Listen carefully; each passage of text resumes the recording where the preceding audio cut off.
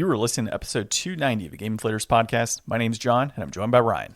Hey, everybody, here at the Game Deflators Podcast, we like to talk about games we've recently picked up, games we're currently playing, and we mash together someone else's action figures in this week's Inflation Deflation Challenge.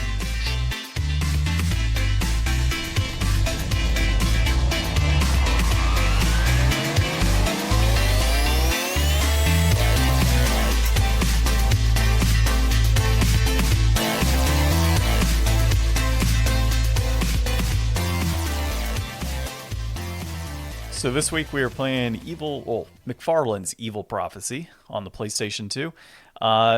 We'll talk about it later on, but it's something. Yeah. Well, anyways, this week we're going over everything we thought about Summer Game Fest 2024. Things are heating up on the new front with the handheld wars, and looking back at handhelds past, is there a better way to enjoy your time away? I think so. We'll get into that later. But first, you can find us on the GameDeflators.com, our currently up-to-date website. But when you hear this episode, it'll be out of date because, that's where it is right now. That's how dates work. That's how it is. Come and go. You can also find us on social media at Game Deflators, on X at The Game Deflators, on Instagram, Facebook, and Threads. You can find us on YouTube, where we have gameplay occasionally for games that we're playing. We also have our recordings, unboxings, other things like that. So like, subscribe, comment, do all that good stuff on there. Would greatly appreciate it. All right, let's go into our recent pickups. I picked up, I think it's Greek, is how you pronounce it? I don't know, it's Greek to me. So it's a G-R-E-A-K. Like geeky Greek. Geeky Greek, I guess. Yeah, that makes sense. So, I don't know, it was $15 on Amazon. What is it? It's like, it kind of reminds me, the art style reminds me of Ori in a way. I think it's a Metroidvania. I don't know. It's like a side-scrolling adventure type deal. Okay, Yeah. It's some sort of adventure game. And it's got some nice colors. Apparently the story's pretty decent. It's got like 4.5, 4.6 stars on reviews. Figured why not, $15, add it to the PS5 collection and play it at some point in time. So that's where we are with that. I also finally got my Lord of the Rings Lego set, the Barad-dûr, which you saw a part of that. Dude, that thing is 40 damn bags of Lego. That's awesome. It is ridiculous. Sounds like a good day and a half. 20-pound box. It was pretty big. So I started building that the other day. Had a good time with that. I started watching Lord of the Rings as I was building it. That's the way to do it. That's how I would do it. Figured why not. So I got through about an hour and a half of the extended edition of Fellowship, and I will finish that up along with whatever section I'm building out. The cool thing is that it has 3 books. So I can, and it's apparently about 8 to 10 hours, to build the entire thing. So I figure, all right, perfect. Section 1, Fellowship, then 2 Towers, and Return of the King. It'll be great. So that's where we are right now with Lego. And as far as currently playing, still playing Alundra. I got stuck at one part, but I figured it out last night after got back from the party we were at. And it was like some water beast in this dungeon. Like the whole dungeon's an absolute nightmare. Difficult. And so I think the thing with Alundra that I'm finding most difficult is in combination with like the lack of save points. It's the sheer difficulty of different jumps that you have to make and the different puzzles. So like the puzzles, for example, there's like one area in this dungeon where there's like 2 spinning like ball and chains, right? And you have to hit the pedestal and it launches the ball in one direction, launches the ball in another direction, and then you're supposed to jump from one to the next, and then get into the special area you're supposed to go to, right? Like it's just an example of a puzzle. You have to time it perfectly. You have to first off know that that's exactly what needs to happen. So you have to like scope out the area, defeat the enemies while avoiding these ball and chains. And then, like I said, time it perfectly to destroy the ball and chain, to be able to hit it into the right area. And if you mess it up, you got to exit the area, come back, and defeat all the enemies again. See, this is exactly like what I was going through when I was playing Brave Fencer Musashi. Figured as much. Because it's one of those games where it's like, you've got to make these really precise jumps, and it's not just like 1 or 2 of them. And if you fall like, you don't just die and go back to like the last platform you were standing on. You like fall down like 2 or 3 screens. Yep. And you got to run past everything or fight your way and like get all the way back up. It's like these kind of games, man, thank God for save states. I don't have save states. So you could have. I could have them, but I don't. So the boss, it actually probably took me about 10 or 11 tries to figure out exactly what needed to happen. But to that point, to get to the boss, I had to like activate a switch and have it perfectly timed to where I roll on this ball that's kind of moving with me, jump to a couple platforms, also dodge a giant spike ball to then jump over different like, you know, sections to get back onto this one ball that's rolling to then jump onto another platform, open up the switch that goes to the boss. Well, boss is difficult. If you take any damage at this point, you're going to lose a couple little stars out of your health. Like you have 18 health points, right? Well, the hit from the spike ball in that room takes away 3. So at that point, you're like, well, screw it. I'm going to die at this point. Or you get to the boss and one hit takes off like 4. Yeah. You know, it's like there's no set, like, okay, cool. Like defensively, you're at this level, whatever it may be. It's like, now you pick up milestone type objects along the way to enhance your abilities, enhance your defense, enhance your life, that type of stuff. There's no level up process. So it's kind of a pain in the ass. And then the lack of save points really just adds to it. So finally beat that boss. I just went back to the city of Anoa, gonna explore, see what the next task is basically. But I'd say I'm about a quarter way through the game so far. If estimates are correct, I'm about 10 hours in. It's about a 40 to 45 hour game. So that's where I'm at. If I was speed running it, obviously it'd be a lot less, but average is about 40 to 45 hours from what I'm seeing. So doing that. And then my wife and I, our game that we're playing right now is Princess Peach Showtime. How are you finding it? I mean, it's decent. The problem with this game is that it feels like a bunch of mini games is what it kind of comes down to. So you go to this theater with Toad, and when you get to the theater, there's this witch or something that turns the entire theater, you know, upside down basically. And every single play that's in this theater pretty much has changed dramatically where like things are. Well, I mean, if you had to perform upside down, you'd probably have to make some changes. I mean, that's just logistically required. I hate you sometimes.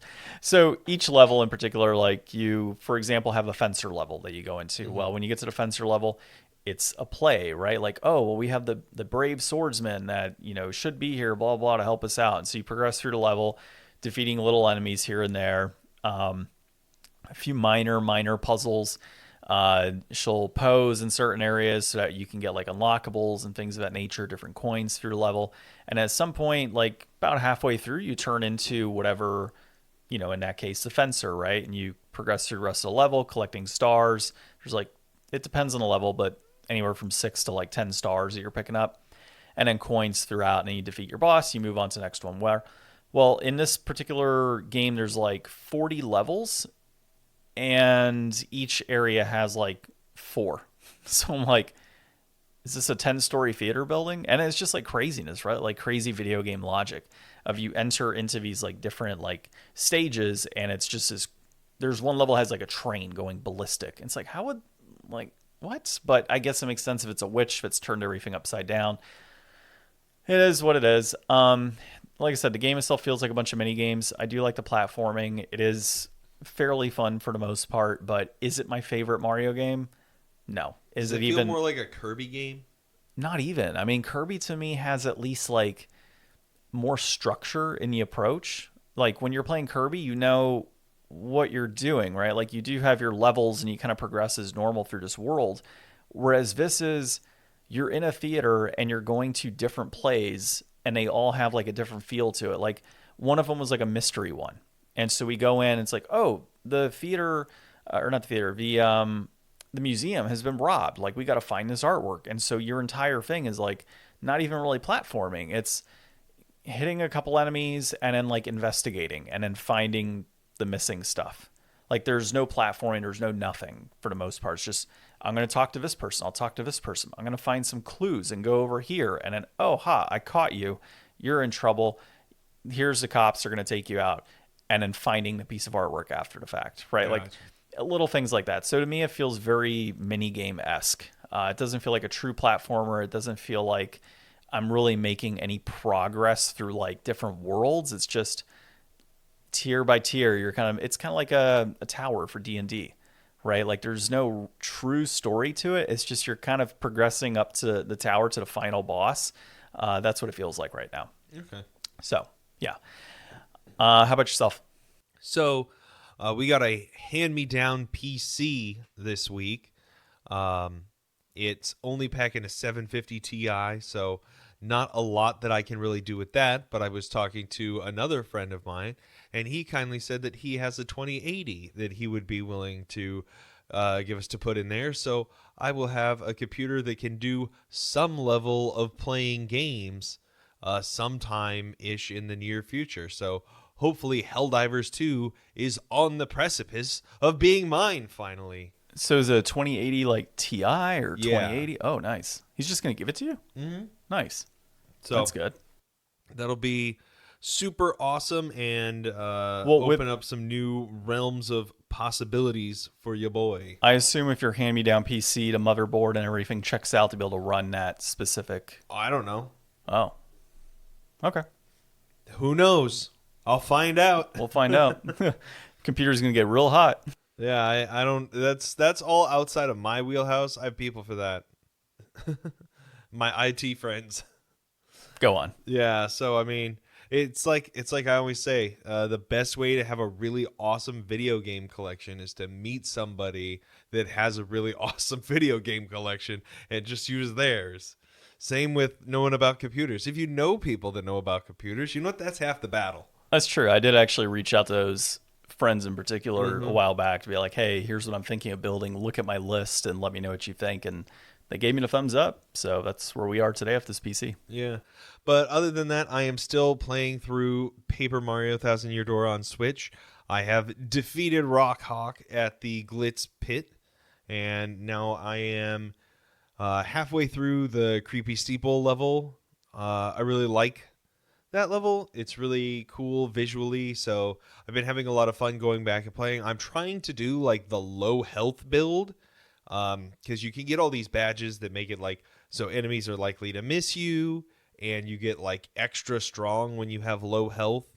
So I've been trying to just dump everything into badge power so that I can wear a bunch of badges and like just do big hits, and that's going fun so far. Like I'm not even in low health most of the time, and I kind of find it difficult to get down to low health because I'm kind of just smashing everything anyways.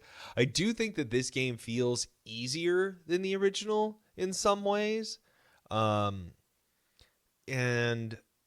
it just seems like every major battle I get into, the stage hazards work really well in my favor. Like they always like freeze the enemy, drop stuff on them, make them dizzy, and I get like just all kinds of like free turns where it doesn't even feel like I'm being threatened.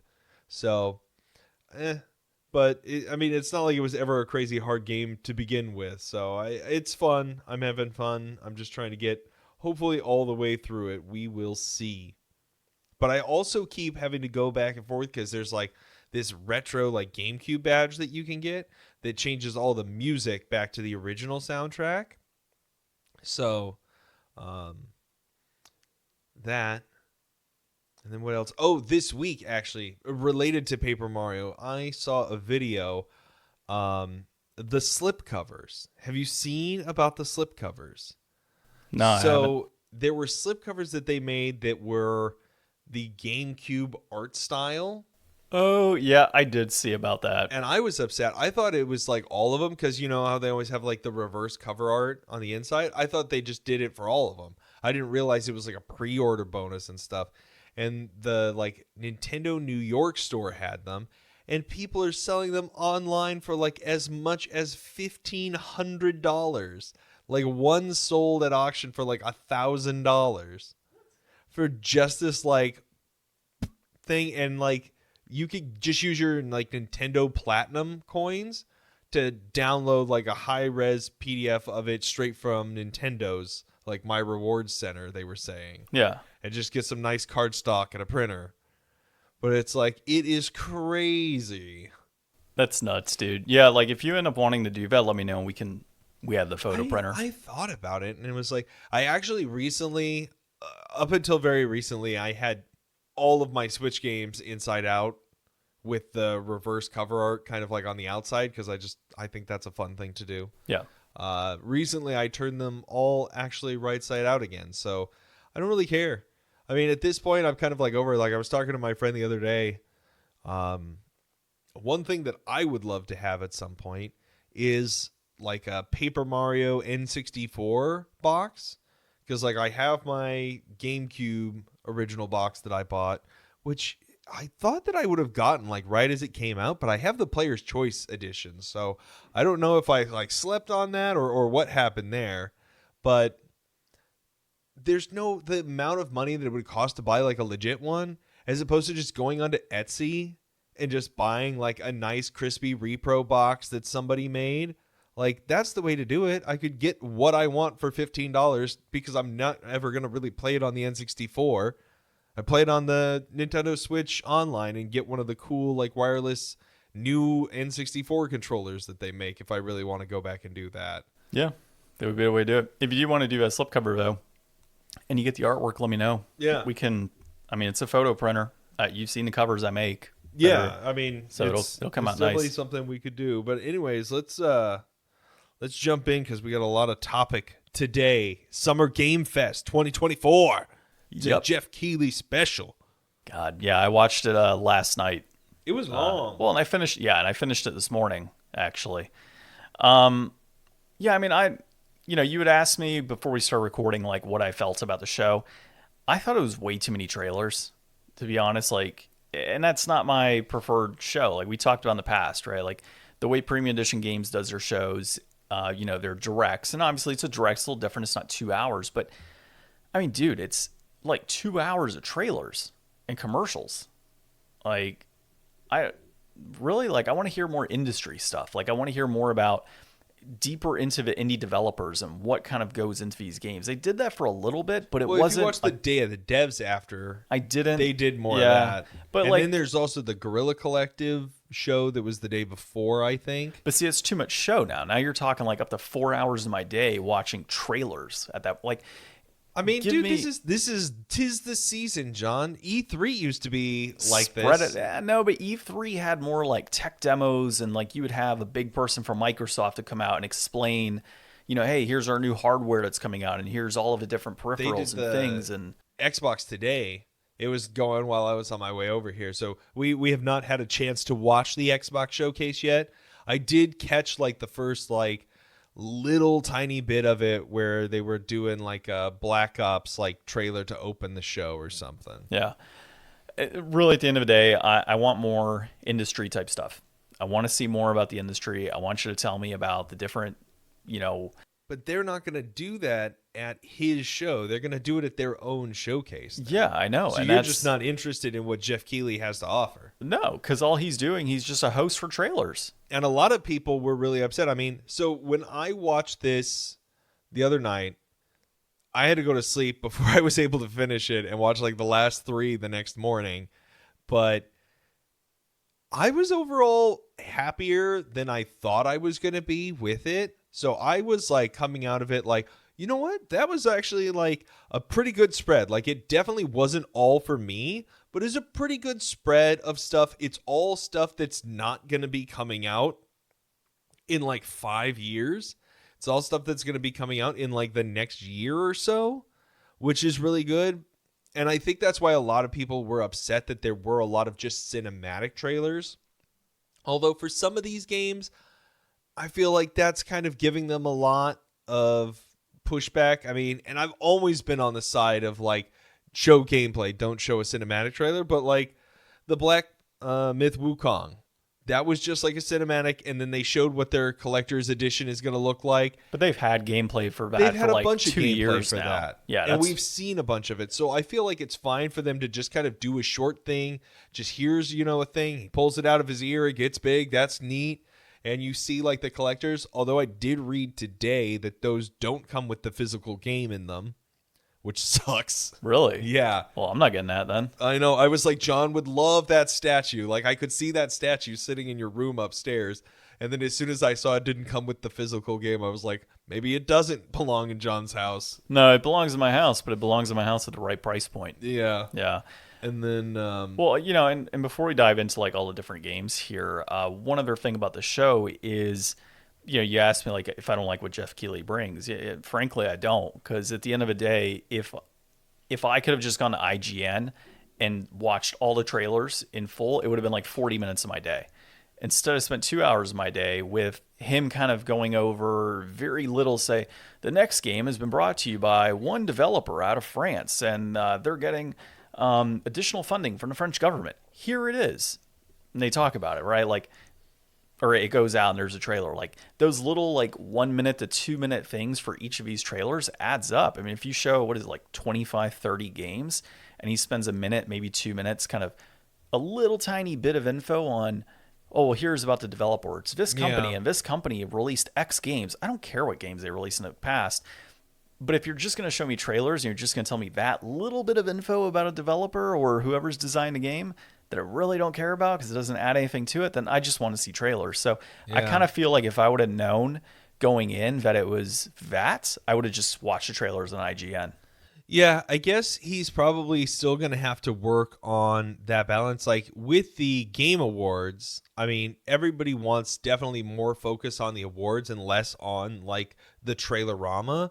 But in this situation, like it's all about the trailerama with not much else to break it up. He did at least open with a call out about all of the layoffs and stuff. Like it's good to see that he actually said something publicly about it. I don't know that it was the strongest, reprimand or endorsement or whatever side of it I guess he's on, because it sounds like he was just kind of placating everybody by being like, oh, it's so sad, all these layoffs, but there's so much opportunity for people, and not really being like these big corporations that suck, but because he needs their money and their sponsorship and them to show up with their games. Yeah, and I got a huge laugh at one point. It was just before Star Wars. He's talking, he says something about like, oh yeah, we've got all these great indie developers, and it's like this huge space for them to make like these great games, and we're seeing all this fantastic content coming out. Here's a trailer for Star Wars by EA, and I'm like, what? Like, why would that be your opening, dude? Like, why are you talking indie developers and layoffs, and then you go right to EA, who's like neither of those things at the end of the day? Like, they're the ones laying people off, plus they're the ones that, they got this whole indie thing that we've talked about in the past, but it's not indie. You're not showing an indie game at that point. Yeah. So I was a little like, what the heck's going on here? So I took the list from Claire Jackson at Kotaku that just had everything on there.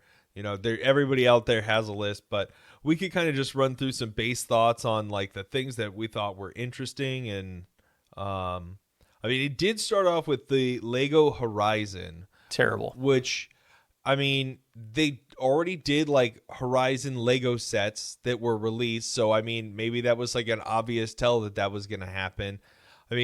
As far as like more classic Lego adventures, I could see this being like a pretty decent IP for choosing, just because it's got kind of like robots, which are easy to do in Lego and make look cool. Plus, Aloy is like a very colorful character, and it is kind of like a very unique kind of world, and it plays into that like things that are built and kind of like makeshifted, like they makeshift like all their weapons and stuff from the robot parts. So, that feels like it vibes well with Lego to me, but just very surprising. Most people, first party PlayStation game releasing on Switch day one. Like that'll be... Well, because like your main PlayStation fan base, so, I don't think it's all adults, but if you look at the age of players on your console in comparison to that of the Switch, it makes sense, right? Like they're not releasing this on Xbox because Xbox is an older crowd for the most part. So and it's the one with the least amount of market share. Well, that too. And like, so I get it to not release on there, but Nintendo makes sense to release that game. And it's not like it's you saw the gameplay, you saw what it's about in the story. It's supposed to be a Lego game, and Lego games are kind of all over the place. It's good to know that there's no hard lines apparently for anybody except for Nintendo at this point. Yeah. So we'll see if there's more that comes out of there. You already brought up Star Wars. I don't really know about Star Wars. Like, it looks okay, but most Star Wars stuff I see today just looks like more Star Wars, and I don't know if I'm necessarily here for all of it. So if it gets really good reviews, like, that'll be great for it, but I didn't really check out the last two Jedi games either. And I want to play those really bad because they're that Dark Souls type of style. I just haven't gotten to them. I already mentioned the Black with Wukong and their thing. Metaphor Refantasio looks amazing. That's by the Persona team, and it's kind of like similar to Persona, but it's using like classic archetypes of like pugilist, fighter, those are kind of your thing instead of it just being like demons and tarot cards and stuff. Let's see. This bugged me. So I liked the intro thing for the Fatal Fury characters that were going to be in Street Fighter, but I thought that was better looking than like the release they did 10 minutes later for the actual Fatal Fury game. I feel like they should have shown the full Fatal Fury game first and then shown that Fatal Fury was going to be in Street Fighter instead of kind of stealing their own thunder. Yeah, and why would you want to put, like, if you're releasing a Fatal Fury game, why would you want to put those playable characters in a Street Fighter game? Cross promotion has always been the guess, lifeblood of fighting games, I guess. But if like my favorite fighter is already in, if you just want to play Terry, you don't need the new Terry game to do it. Yeah, exactly. So it's like, what's the main purpose there? And if like I'm a big fan of, like, I guess if you're a big fan of Fatal Fury, sure, but like I feel like the fighting game community, most people are like, they focus on one fighting game. Yeah. Like if you you're might a Tekken be player, able to play anything. Yeah, like if you're a Tekken player, you play Tekken. You can play other fighting games, but you play Tekken. Same with Street Fighter. Same with, like, you don't really cross into those realms because you're trying to be an expert in that area, and any sort of deviation from that reduces your ability to like truly be good at that game. Mecha Break. That looks pretty interesting. Like a big, like 60-player mech fighter all out. I thought that was all you. Yeah, that looked interesting. And then this is where we have disagreement on. I was talking last night to John. I'm very excited about Blumhouse's announcement. I mean, not every Blumhouse movie has been something that I really dug, but I really like that they're making all of that. And I really like that another, outside of the gaming space is reaching into that space and seeing that money and interesting things are being made, and that they're really looking at the interesting things side of that equation more than the money side. And they talk about how they kind of make bets on things. So, I mean, none of those games really felt like they were exactly my cup of tea either. But I love that they're getting the opportunities and being able to get the funding to publish these things. And it might lead to really good things. Like if they see good investment, that'll be great. But it's also probably going to lead to a future where other production companies in other, more traditional mediums start coming out with games and stuff like BioShock 6 published by CBS or something.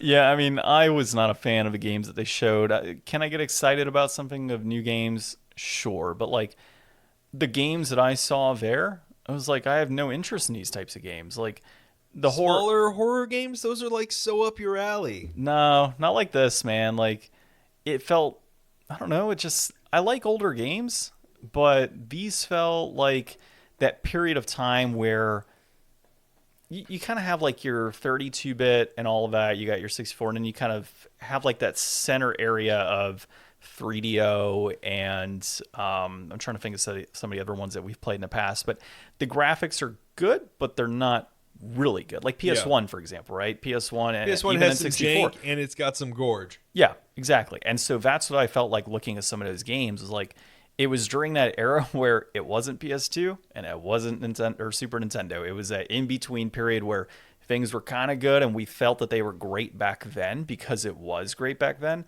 And then you look at it today and it's so difficult to play.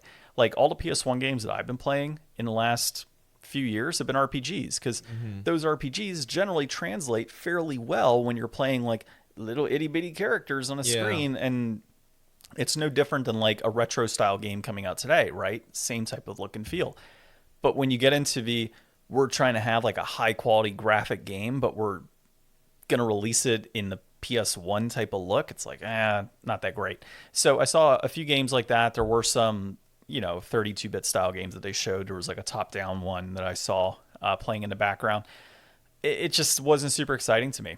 Yeah. I mean, if that's what you're going to be releasing, okay, cool. It's not my cup of tea for horror games. I really just could care less on those. Well, hopefully they do well anyways. Hopefully they do well. I mean, I love to see indie developers thrive. Not my cup of tea. Yeah. The next one was so up my alley, and I am pumped for it. I like Power that too. Rangers Rita's Rewind. Like, after playing the Shredder's Revenge game or whatever that came out last year, I am so excited for this. I was always like huge into Power Rangers, more so than Ninja Turtles when I was a kid. So like, this is going to be so awesome. It's 5-player. It's got all these extra like game modes and stuff that it looks like, where they're on like a roller coaster and shooting, or you're like first person punching with like in the Megazord. Like, this is going to be an awesome like beat 'em up game. Kingdom Come Deliverance 2. I don't know much about it or the first one. I remember seeing like a trailer or somebody talk about this before, and it looked kind of very, bland and whatever. But like the humor that they put into the trailer and just like breathing life into kind of the characters and the world, like, it made me feel like this could be something like really fun, like basically like a mafia movie, like that kind of like small, like intimate crew kind of styling, but in the medieval ages. Sounds like a really good time that I would be down to get behind. For a couple weeks on Game Pass. Yeah. Slitterhead, I saw that a lot of people coming down on that too, saying that looks like really janky. And it kind of does, but in an interesting way. Like, I think this is one that I would play with my wife. Like, she really liked, what was that? Ghostwire Tokyo. And that didn't get a lot of praise. But like, some of those like AA experiences from like cool people can be really rewarding, but definitely something to wait for reviews on, probably. Yep, I would agree. Wanderstop, I thought that looked really interesting and fun. That's by, I think, the guy who did Stanley Parable. So it was like, this like working in a tea shop, like growing in the flowers and stuff. It looks all like all those other games. And then they're like, at the very beginning of the trailer, they're like, I don't need to be a fighter anymore. And then at the end of the trailer, they're like sitting there on the bench and just like can't get like fighting like out of their mind. And you could tell that this is going to be like one kind of game and then take like a dark left turn and become something interesting for sure. So I'm excited about, more so probably watching people talk about that one than really playing it myself. And then some of these I just kind of wrote down. Enatria, the last song. That had a cool CG trailer. We've seen some gameplay for that. That's going to be an interesting Souls-like. Unknown 9 was another one. Unknown 9, that looks kind of fresh and interesting. Outer Sloth, that is the people who made Among Us, Inner Sloth. They've made so much money that the best thing that they can do now is try to funnel that money into other gaming projects. So they're doing kind of a Blumhouse thing here too. So it was cool to see like 2 small production companies that are going to start putting stuff out and hopefully making a difference and getting some more stuff made. Yeah, another couple that I saw I really liked, I didn't see on your list here, was Neva, which is the creators of Grease, which I absolutely loved Grease. Have you played that one yet? No. Okay, I have to loan that to you. Like, that's a quick 4 or 5 hour game, and you'll love it. I swear that's a good one for you. And then Party Animals was one that I also, funny enough, I saw the Corgi and I'm like, oh, Ryan's going to want to play this. Now that you're getting a PC though, it's something that we can download on the cheap, play together a little bit, just get some fun in there and then kind of cast it away. We'll see. Yeah, we'll see. But I found that to be pretty interesting. Yeah. The earlier in the show, there was the Cuffs Off. That looked kind of funny, yeah. The koalas in jail. Yeah. That kind of has that Party Animals kind of like vibe, just kind of Party Animals kind of felt to me like, what's that game where, God, I forget, but you have like the little tiny people and you have to progress all the way to the end of a level and you're playing with like 24, 32 other players. I forget the name offhand. Yeah, I don't remember it, but it's all somebody can comment on our social media. It was really big for a while. Yeah, I don't remember the name, but it's got all the different levels, and you kind of tier out until you have a winner of the entire thing, or like 1, 2, and 3. It felt like that, but with the little bit of fighting and fun stuff going along these different levels. Let's see here. Dune Awakening, that wasn't, I mean, the setup of it sounds really interesting, but I'm not going to play an MMO. That's exactly how I felt, dude. Like I watched them like, oh man, like a Dune game. This is gonna be fantastic. Like can't wait to learn more. And then MMO, I'm like, I'm out. Yeah. Battle Aces, I'm not that big on RTS, but it looks interesting. And I mean, if they could simplify an RTS and make it like, crack like Hearthstone and put it on phones, like that could be the next like huge game. Speaking of phone games, that commercial. That commercial. Okay, so we need to talk about that commercial. It was like, did I tell you, like, how much money must that commercial have cost, both for the length and the quality of talent that they put in it? Here's the thing. The commercial itself was hilarious. I loved the commercial. I thought it was fantastic. I can't for the life of me remember what the hell the game was called. It's like the chicken game or something, Involves right? a chicken, yeah. But or battle chickens or battle buddies or battle group or group clash or clash I don't know. chicken group. I don't know. All I know is that we saw multiple times where an egg was pulled out to say, this was made inside of me, or I made that, things of that nature. Like, it was funny. I love the overall commercial. I thought it was hilarious. I like how it was created. I just think that at the end of the day, they really missed their mark on amplifying the name of, like, I don't know what the hell it was called. I forgot. Who knows? Yeah. That's bad advertising. We talk about that a lot on the podcast now. Just to run through the rest of these real quick. Kanitsugami, Path of the Goddess, seen that before. That still looks cool. Skate, I'm not going to be that into it. Glad they're still working on it. They had kind of a funny commercial also. Yeah, they said we're still working on it. Pal World, that's going to be huge. A whole new island, new pals, a bunch of extra stuff like that. Will you game. jump in with me? Maybe. I actually, Megan had me try it on her new gaming laptop that she got a couple of weeks ago. I made it farther in 30 minutes playing on her gaming laptop than I did playing in like 2 hours on my own at home. Monster Hunter Wilds looks like it's going to be so sick, so I'm pumped for that. And then Phantom Blade Zero, it wasn't as cool of a showing, but it was definitely a real showing and not as like cinematic flair as the last one, which led everybody to believe it was way too high quality. But like, I'm pumped for it. Yeah. It's going to be cool, but definitely not like the strongest ending to a show.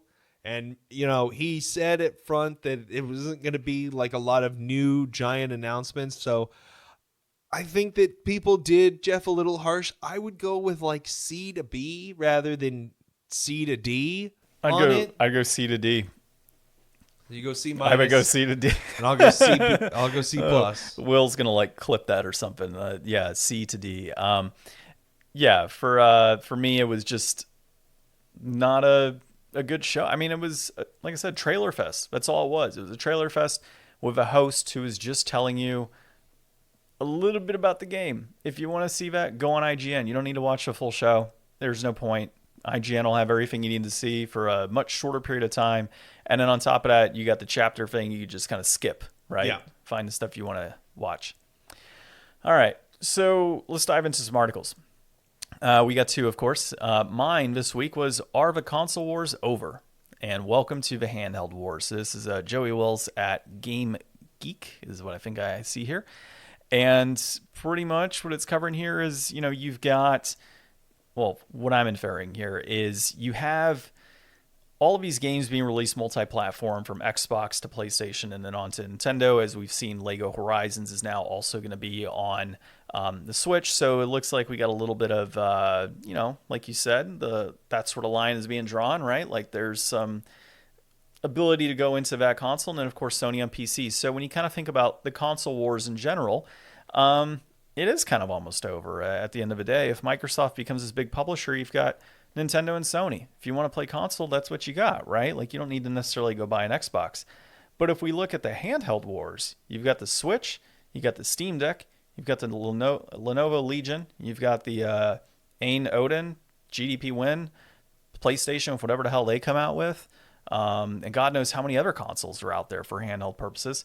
And so the overall battlefield that this covers is portability and convenience, technological advancements, and diverse gaming experiences. So portability and convenience, all of them have it, right?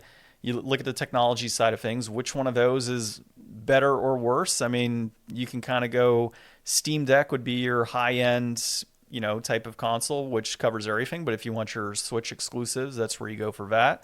And then things like overall gaming experiences. I mean, it really depends on the various features of these consoles. So you think Switch can be docked, can be put aside, different controllers, 2-player, all that good stuff. So they all have their strengths and weaknesses throughout. And I think it's honestly a nice, it's fresh in a way, right? Like we haven't had a handheld console war in 15 Ever? years? No, I mean, well, I guess you could say ever, but I mean, you did have like the PSP, and They tried. They tried. They tried, but you couldn't take on Nintendo at handheld level until recently. Yeah, I mean, there really is now like truly a handheld console war, and I think it's pretty cool. I mean, you were having some trouble over there on that carpet. It is hilarious.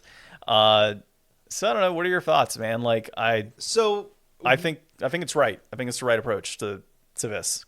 Console war is dead. Handheld war is here. Yeah, so this is a whole different kind of ball game here now, because with trying to come up with like a home console, it's the most advanced technology outside of making a real computer.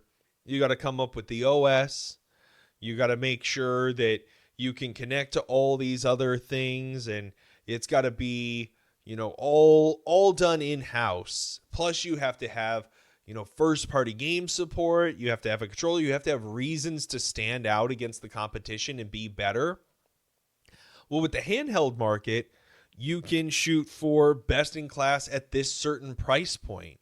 You can search for something that is like, there's so many devices that aren't even considered probably in this article here, that are just like these old emulation devices that you can get now that can do like, oh, this will just play like, any kind of thing up to a Game Boy Advance game, or this will go all the way up to a PlayStation 1. So like with the Steam Deck and like Lenovo and Asus and whatever like Nintendo has cooking up, there's going to be an Xbox handheld, there's going to be a PlayStation handheld. I mean, all of those are looking at high end, playing like real console games or high-end PC gaming on the go, and most games are going to start tailoring their releases to be somewhat compatible with like Steam Deck. Steam Deck's actually been out for a little bit now, so a Steam Deck 2 revision will come at some point. And this is really going to be the forefront, because so many different companies can work in better specs, or a more tailored quality, or a more open quality, or a more limited quality, and it'll really be a more diverse way to get games. It's kind of like the cell phone market. Exactly. Right? Like cell phones are a part of that market too. Yeah, there's so many people who just game on their phone. Yeah, I mean, there's peripherals to be able to play on there too. So I mean, like, that's, to your point, that's a whole open area too. So when you're looking for a cell phone, you're like, okay, what has the best battery life? What's got the best RAM? Is screen resolution super important for me? Is Gorilla Glass important for me, or should I upgrade to the OLED? Yeah, like little things like that are tied in on that, and now you have that with these handheld consoles, to where like there are options for you to say, okay, let's put Asus versus Lenovo. Like, what are the pros and cons? Should I get the one with the crank on the side? Oh my God. Which you did get. Steam Deck. Okay, cool. Now I picked out those. Well, how does that compare to Steam Deck? And like, you're really doing this side-by-side comparison now for handhelds, where you don't have that in console. Like right now, it's okay, I want to play really high-end graphics on console. Okay, my choices are Xbox and PlayStation. What library do I want to adopt into? Basically, yeah. And then with Nintendo, it's like, well, I want to play Nintendo games. I have no choice but to buy a Nintendo console, right? So I think it's pretty cool. Like, it's a very, open market to be able to decide, what is best for me as a gamer to play handheld. Other parts might be like, can I stream it to my TV? Mm-hmm. I think that's a pretty important feature too, if there's an ability for that, which would be pretty badass. If you can take some of those games off of like Steam Deck and throw it on your TV, right? Then, they have a dock for Steam Deck. Yeah, that's what I'm saying. Like, and it'll work with like probably any controller that you already have. And even nowadays, like beyond like if you're not actually looking to play in a place where you don't have a computer or a smart TV, like so many smart TVs now have like, there's like the Xbox app. Like you just play it through your TV. Yeah.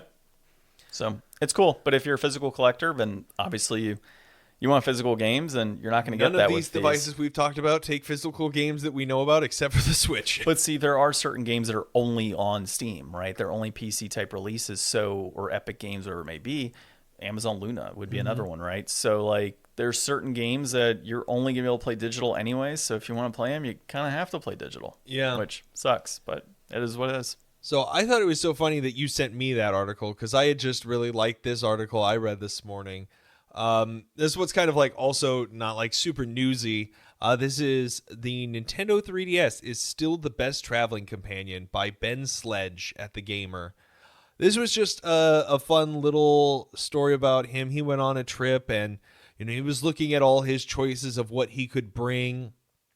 And, like the thing with like the Steam Deck, it'll give you like a handful of hours on its charge.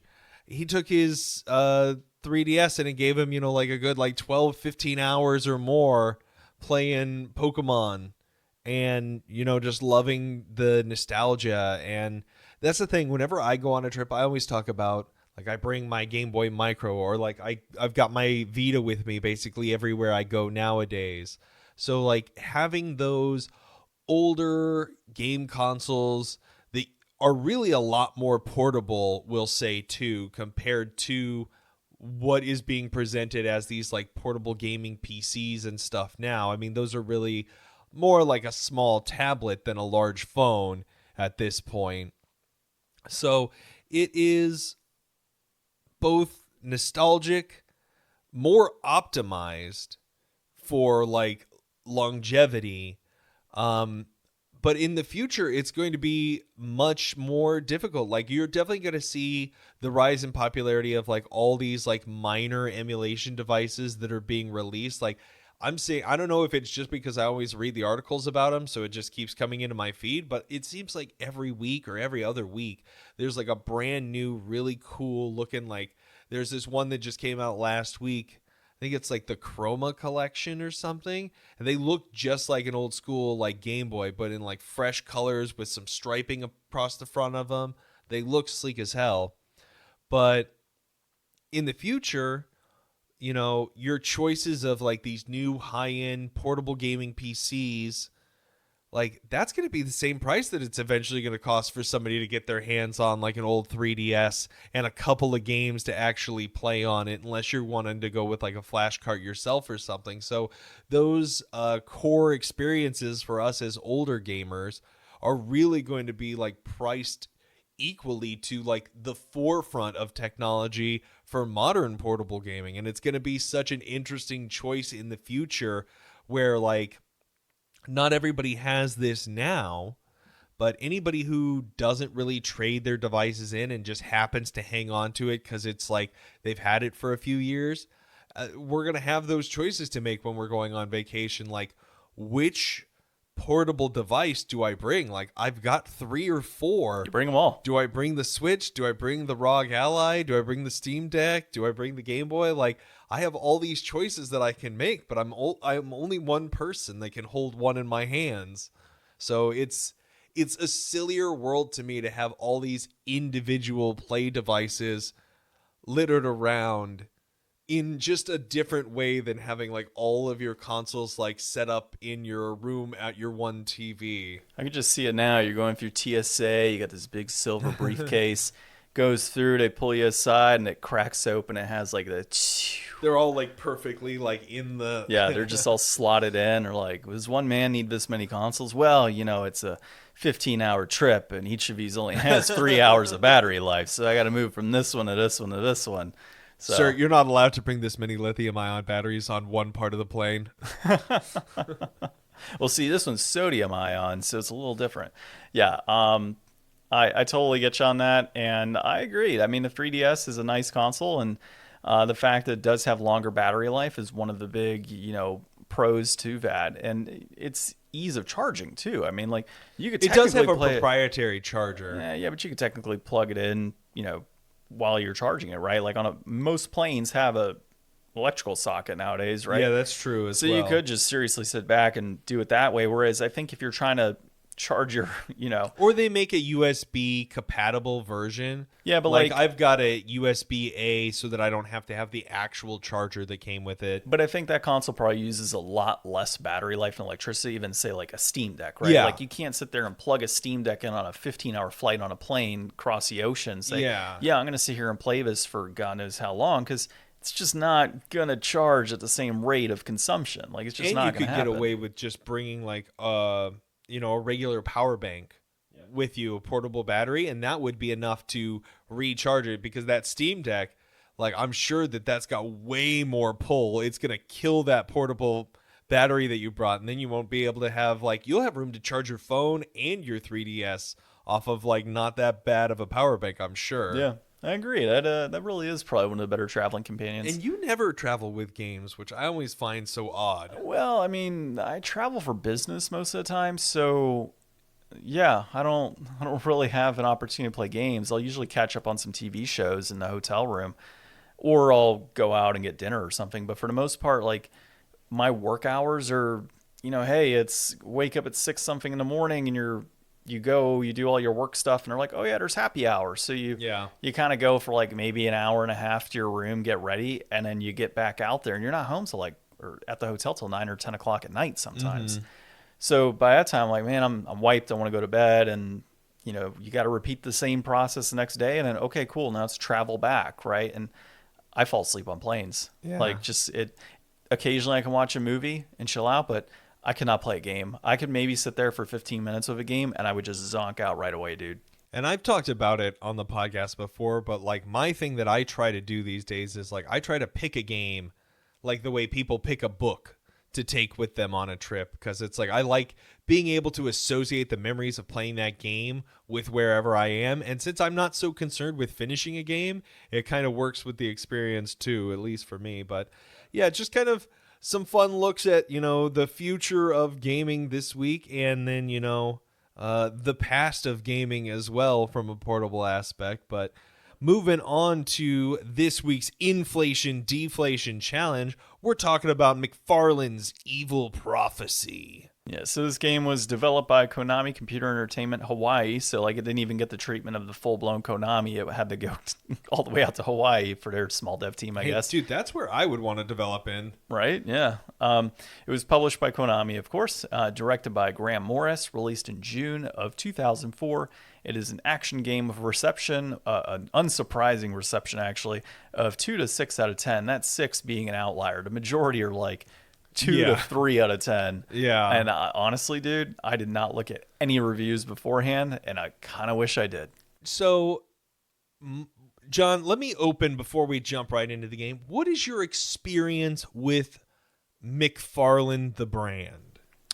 So, as you know, I worked in a comic book and video game store, and so we had McFarlane-based art style, right? His art. In comic books, we had McFarlane figures, so Spawn figures, McFarlane sports figures that we would find and purchase and sell. The dragons? Yeah, various things like that. So that's what I remember. I got familiar with the McFarlane name mainly because of the toys and Spawn. That's where I got my familiarity. So when I got this game, I was kind of shocked to see the McFarlane name on it. It just struck me as that's kind of cool and unique. Mm-hmm. Let me pick that up. Kind of wish I didn't now.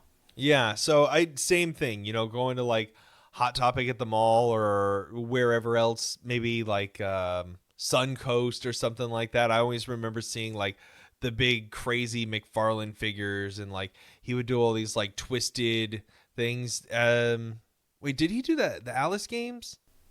Is that I don't think so. I don't believe so. I don't remember. You talking about the Alice on PS3? Yeah. And Xbox? Yeah. I don't remember. Well, you looked that up, though. I'll give folks a synopsis real quick of what the game is about.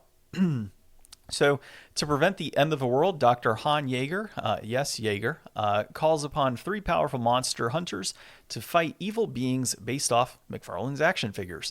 So, if you kind of picture, McFarlane's action figures have gone crazy in this world. That's American McGee. American McGee, that's right. And all these people have been summoned in to kill off McFarlane's monsters. So, Ryan, if you want to maybe set the tone for the gameplay here. Yeah, so you've got a third person kind of it's like a brawler, I would say. I mean, you've got like some basic combo attacks and a special attack. It is interesting in the way that it's like 4 characters on screen all the time, but you swap between them in like the main player game. So you can play all of the different heroes at the same time. It kind of reminds me in that way of like the Marvel Alliance or the X-Men Alliance games.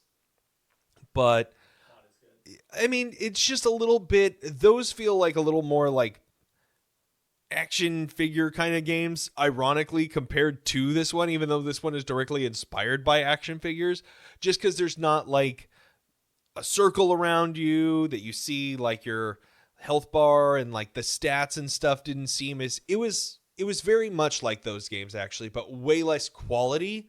So it didn't really come through as being the same experience right away. Like we didn't even know there was really any leveling or anything to be done until we kind of just went into the start menu and saw that, oh wait, there are like levels and stats actually. But it was probably more enjoyable for me than I ever really thought it would be reading, like, because I always make up the outline before I wind up coming over and playing the game. So I was really expecting this to not be much of anything, but like I was having an okay time, like running around, throwing out combos, kind of learning how like the different spells and stuff worked, or special moves worked for like the couple of characters that I played. But quickly it was apparent, like as soon as we started the game, that this is a tell don't show kind of game, because we got like 2 or 3 minutes of scrolling prologue before we saw even any graphics of the game. And then it went right into like a 3-minute cutscene with no voiceover that we had to read through. That was just like so generic and not well set up or written at all. And then you're just kind of in this nondescript corridor level system where you just kind of run along a path. And there's just, I think I had a kill count of like 140 or more before I even got out of the first area. And then after that, we just ran past everything, because it's like the combos and everything aren't bad, but you just don't feel like you're making any progress. There's no like reward. You're getting like, you know, yeah, I mean, look, the amount of enemies that were defeated in that first area we played, we should have gotten like a level up or 2, you would think. Yeah. Like there was no progression whatsoever at that point. And then, you know, it was just hordes of enemies. If this was Diablo, we would have been like level 5. Yeah. By the time we got through all those enemies. Hordes of enemies that just, and the combat just felt sluggish to me. Yeah. It felt very sluggish.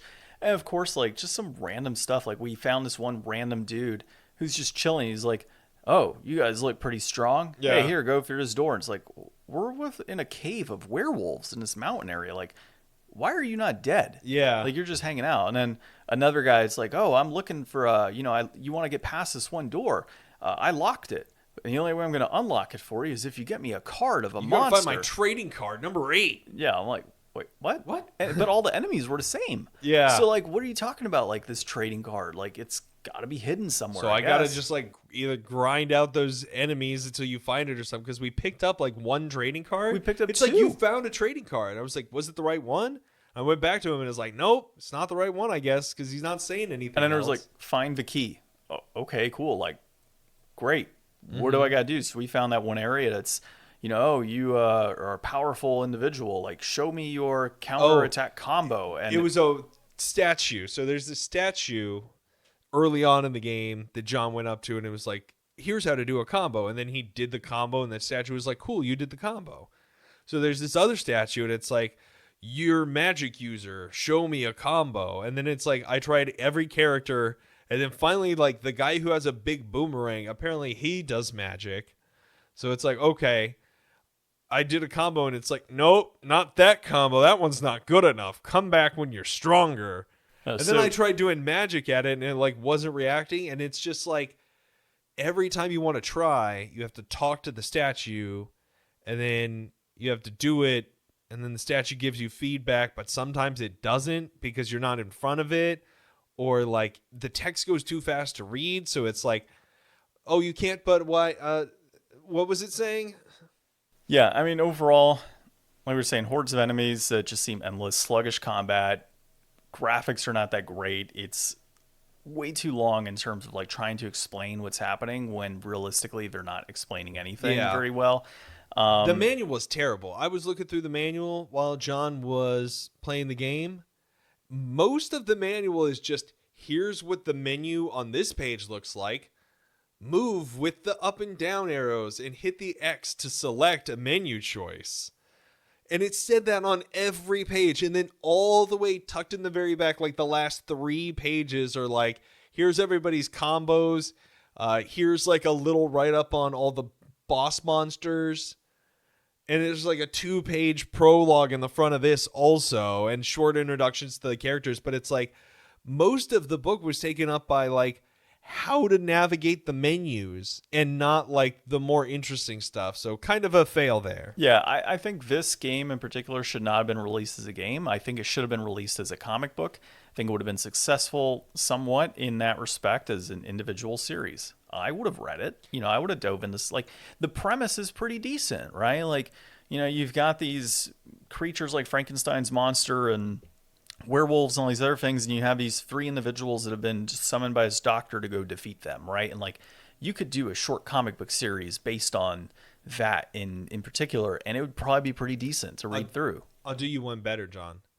Instead of having these like big, long, stupid levels full of just mashing against like the same enemies, shorten those way up, put way less enemies in it, tighten up the combat a little bit, and just make it like a quick like hour-and-a-half game. Pack it in with the action figures. This action figure comes with a video game where you can fight this monster in the game, and it would have come with like the werewolf statue and the Dracula statue.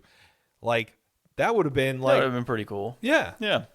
Well, we don't have to go into all the other aspects. There's a 4v4 type, or not 4v4. Yeah, it was like a brawl mode. A 4-person brawl. Like a dungeon crawl type thing. Crawl. Yeah. Why are all these games have side dungeon crawler modes? I don't know. I didn't look into this game at all until, obviously today. So let's get the brass tacks. Complete in box, you're looking at $14.05, peaked at $15.37 back in December of 2021. It was $36 in November of 2013, so we're considering that an outlier. Trending down in price, and then the loose copy right now will run you $7.87. That peaked at $11.52 in February of 2022. That is currently holding its price point at that $7.87. Looking at this, I agree with the overall reception of as low as a 2 to a 10. I think this is honestly one of the worst games that we've played on the podcast.